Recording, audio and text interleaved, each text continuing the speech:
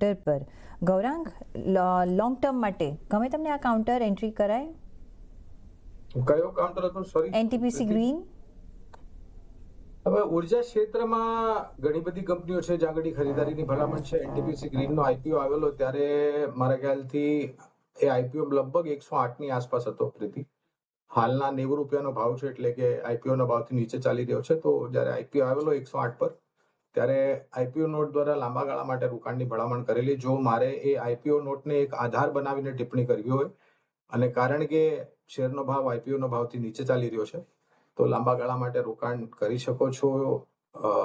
અને તમારું જો રોકાણ હોય તો એ જ આઈપીઓ નોટને આધાર બનાવીને તમે રોકાણ જાળવી રાખો. અને જો તમારે રોકાણ માટે બીજી કોઈ કંપની ઉર્જા ઉત્પાદન ક્ષેત્રમાં જોવી હોય તો Tata Power, NTPC, Torrent Power, JSW Energy, આ બાકી બધી કંપનીઓ છે નિજી ક્ષેત્રની, ઇન્ક્લુડિંગ એનટીપીસી જે કે સરકારી કંપની છે, જ્યાં આગળ રોકાણની ભલામણ છે.